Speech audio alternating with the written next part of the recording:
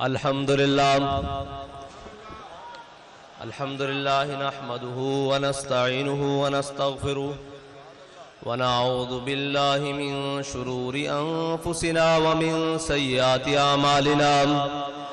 من يهده الله فلا مضل له ومن يضلله فلا هادي له ونشهد أن لا إله إلا الله وأشهد أن محمدا عبده ورسوله أما بعد فأعوذ بالله من الشيطان الرجيم بسم الله الرحمن الرحيم وأوفوا بالعهد إن العهد كان مسؤولا صدق الله العظيم مولاي صل وسلم دائما ابدا على حبيبك خير الخلق كلهم. سٹیج پہ جلوہ گر علماء اکرام، مشائخ اعظام، شیروں لیٹا ضلعوں لیٹا موبائل دیا لیٹا، مشائخ اعظام اور موبائل کی لاٹھی تحریک کے ذمہ داران اور دور دراز سے آئے مہمانان گرامی، اور سامنے میرے قائد محترم کے شعر، اور ہر میدان میں شیروں کی طرح دشمن پر جھپٹنے والے اور ہر دشمن کی حرکت پر شاہین کی نظر رکھنے والے، اور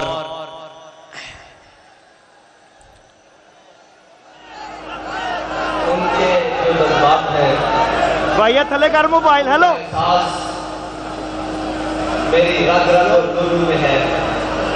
کیونکہ میرے رب کا مجھ پر اتنا بڑا فضل ہے، اور میرے قائد کی نگاہ دور اندیشی نے مجھے 10 سال ان کے ساتھ اسی طرح جیکٹیں پہنائے اور اسی طرح پنڈال میں رکھا. اور میں آپ کے سامنے اپنے کارکنان، میں آپ کو یہ بات کہتا ہوں، قائدین تو بیٹھے ہیں، انہوں نے اپنے جذبات کا اظہار کیا کہ میں وہاں سے یہاں آیا ہوں، میں وہاں سے یہاں آیا ہوں. مجھے اچھی طرح معلوم ہے کہ وہاں بیٹھ کے جذبات کیا ہوتے ہیں، اور مجھے اچھی طرح معلوم ہے کہ آپ ذہنوں میں کیا سوچ رہے ہیں،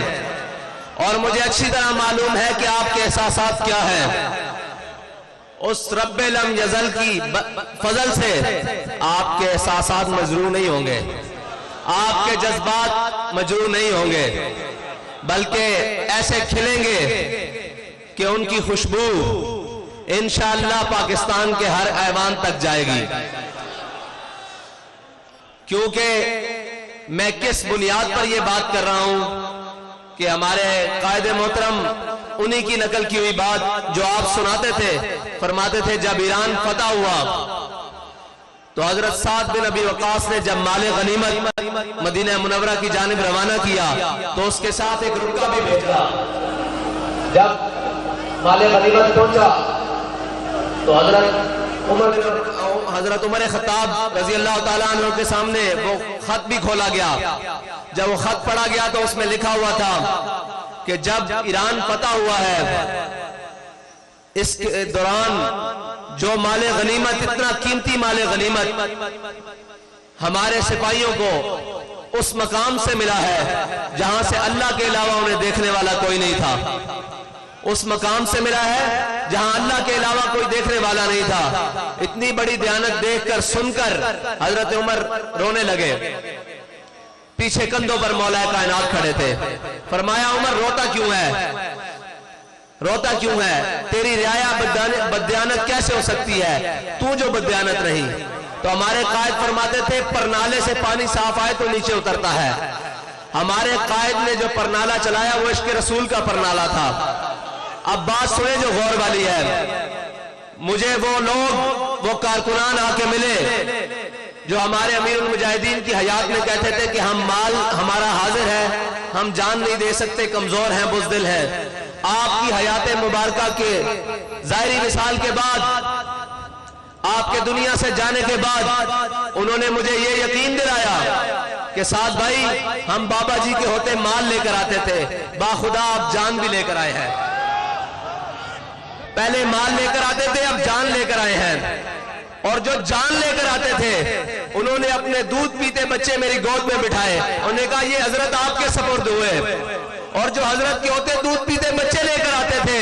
وہ اپنے ماں باپ اور اپنے گھر والوں کو ساتھ لے کر آئے، انہوں نے کہا حضور یہ بھی حاضر ہیں۔ تو میں نے امیر المجاہدین کی قبر پہ کھڑے ہو کر کہا کہ حضور جو آپ نے ان کو عشق رسول کا جام پلایا ہے یہ بھولے نہیں ہیں، بلکہ اس میں اور مست ہو گئے ہیں، اور اس میں اور مستی کے ساتھ آپ کی جانب، آپ کے مشن کی جانب چل پڑے ہیں۔ تو میں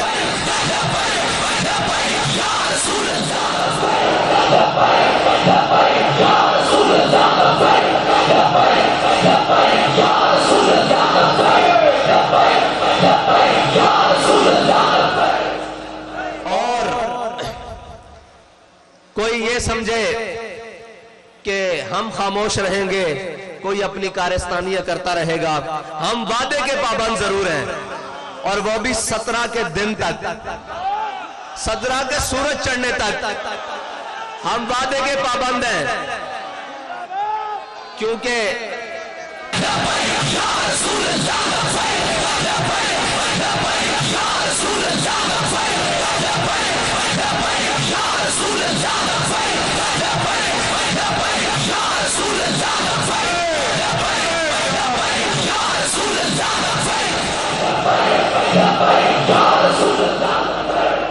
اس پابندی کا تو ہم اعلان کر چکے۔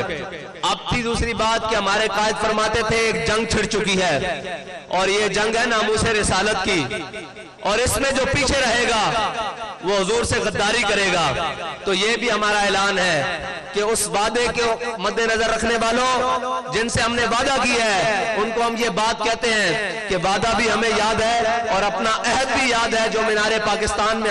ہم نے اپنے قائد کے ہاتھ پر ہاتھ رکھ کے کہا ہے کہ حضور مر تو سکتے ہیں، حضور کی ناموس رسالت پر کوئی مداہنت نہیں اختیار کر سکتے، یہ ہمارا آپ سے وعدہ ہے۔ اگر کسی کو غلط فہمی ہے تو جیسے ہمارے قائد سناتے تھے کہ آل بیت اطہار کے گھر، حضور کے خاندان کے گھر، حضور کے غزوات ایسے پڑھائے جاتے تھے جیسے سبق پڑھایا جاتا ہے، قرآن پڑھا جاتا ہے۔ ہمارے قائد نے ہمیں بات اسی طرح ایک پڑھائی ہے، وہ حضرت امام حسین کا قول کہ ظلم کے خلاف جلدی اٹھنا ہے، اگر دیر کرو گے تو قربانی زیادہ دینی پڑے گی۔ ہم آپ سے یہ وعدہ کرتے ہیں کہ 17 سے دیر نہیں ہوگی اگر انہوں نے وعدہ پورا نہ کیا، 17 سے دیر نہیں ہوگی، کیونکہ ہم ظلم کے خلاف جلدی اٹھنے والوں میں سے ہیں۔ ہم ظلم کے خلاف، میں آپ سے سننا چاہتا ہوں، ہم ظلم کے خلاف، وہ جلدی کون سی ہوگی کہ وہ 17 کی صبح ہوگی، 16 کی شام تک آپ سے ہمارا وعدہ ہے۔ ہم آپ کو وعدہ یاد دلانا ہمارا فرض ہے، ہم آپ کو یاد دلاتے رہیں گے، اور اگر آپ نے وعدہ نہ پورا کیا تو پھر ہماری ماضی کے کچھ اوراق بھی کھول کے دیکھ لینا۔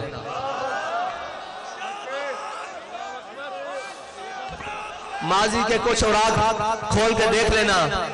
کہ ہم کون ہیں، ہم کون ہیں۔ ہمارے پاس دعویٰ ایک ہے، وہ ہے حضور کے عشق کا، اس پر دلیل بھی ایک ہے امیر المجاہدین۔ اور یہ یاد رکھنا کہ امیر المجاہدین نے ہمیں حضور کی محبت کے وہ جام پلائے ہیں کہ یہ نشہ مرنے کے بعد بھی نہیں اترے گا۔ ابھی تو ہم جیتے ہیں، جاگتے ہیں، چلتے ہیں، کھاتے ہیں، پیتے ہیں، کون سی بات ہمیں ڈرائے گی؟ یہ بات کہ ہم مر جائیں گے۔ اب تو مرنے کا زیادہ جذبہ پیدا ہو گیا ہے کہ جلدی امیر المجاہدین کے ساتھ مل کر حضور کی بارگاہ میں پیش ہو جائیں گے۔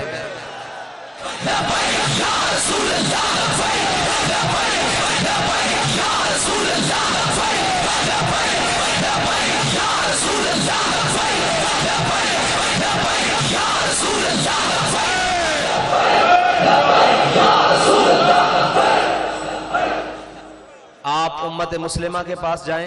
یا کسی کے مرضی پاس جائیں، آپ کے پاس 17 تک وقت ہے، آپ اس کے مطابق اس سفیر کو ملک بدر کریں۔ بس جو آپ نے ہمارے سے وعدہ کیا ہے وہ وعدہ پورا کریں۔ اور